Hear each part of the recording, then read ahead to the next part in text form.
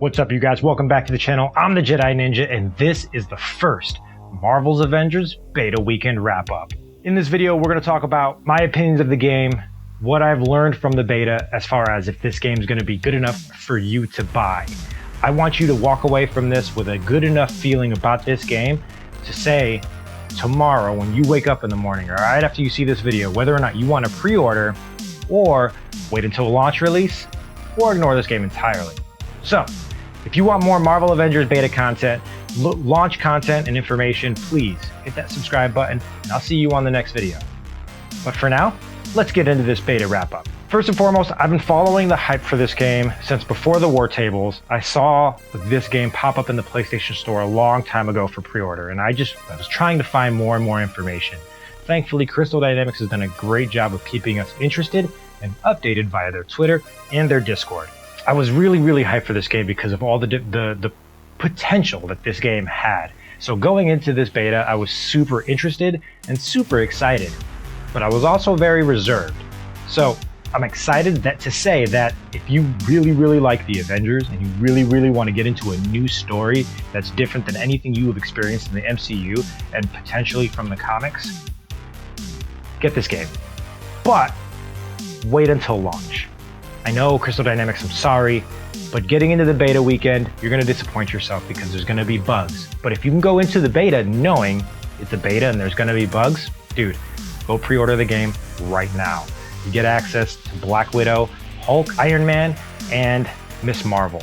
Now, Thor and Captain America, you're going to have to wait until launch to get access to Captain America and Thor, and other post-launch heroes like Hawkeye, and in 2021 for PS4, Spider-Man. That's a whole nother bag of worms that we're not even going to talk about in this video.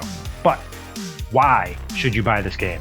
Let's talk about that. Yes, I really like the game, and I'm going to recommend that you buy it if you are an Avengers fan or a Marvel hero fan in general. One of the biggest reasons why I think you should buy this game is because each hero feels incredibly unique.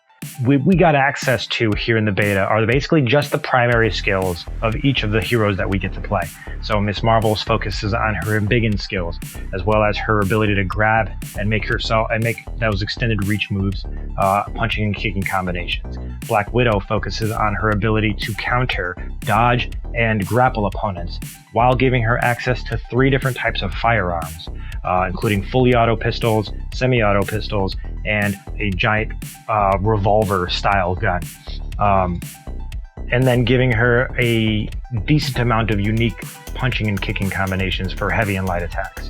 Hulk, all about the smash.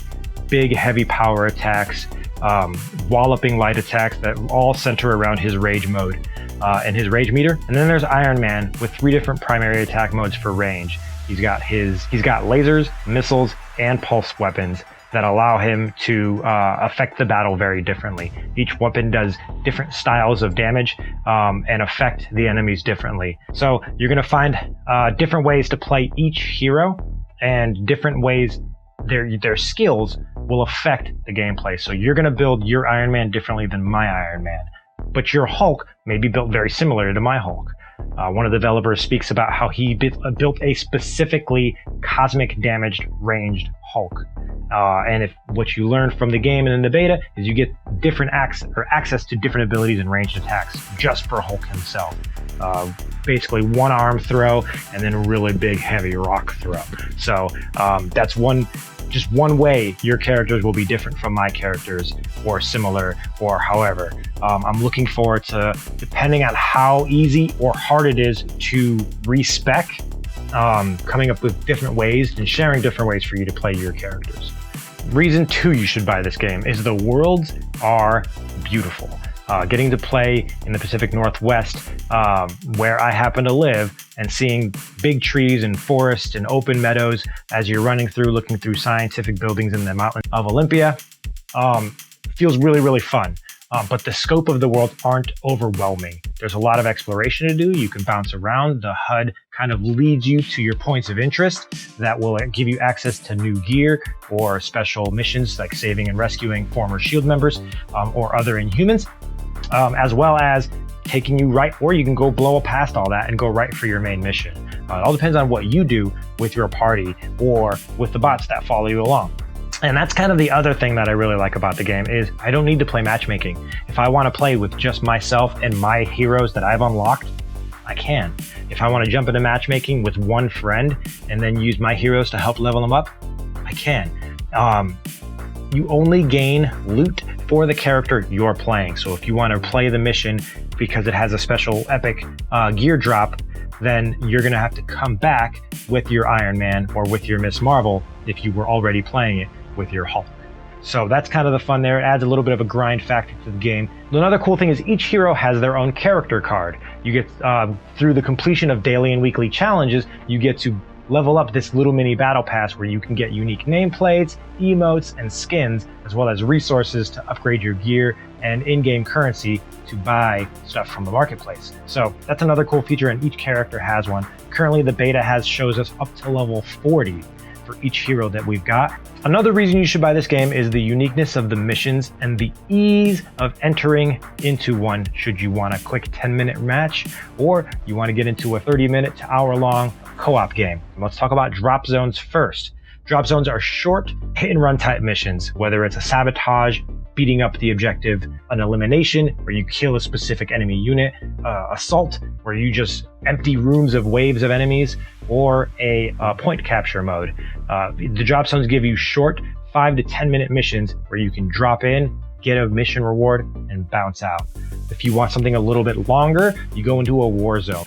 War zones are a little bit different. They have unique points of interest spread throughout the map, as well as a tier-based mission progression. So sometimes it's eliminate the enemies outside of an aim base, and then infiltrate the aim base and hack the computers, which allow you access to an energy core room where you then need to sabotage that and make your exit. So how Crystal Dynamics mixes that up and keeps it interested will be something that I'm going to be paying a lot of attention to in the beta and post-launch.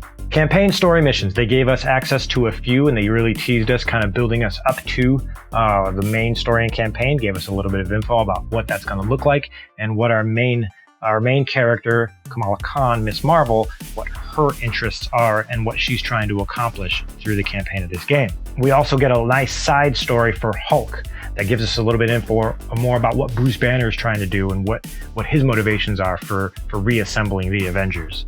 Really looking forward to where this campaign goes and then how they further the story once we get into once we get through the main campaign and we've had some time and hands on the game post-launch, where the game of this is going to go with all the extra free DLC content they plan to provide for us. So I'm really looking forward to that too. The last thing for mission types is harm rooms. These are going to be challenge-based objectives that you do in sort of like a digital simulation room. Harm stands for, I forgot what harm stands for. I'll throw it up on the screen right here.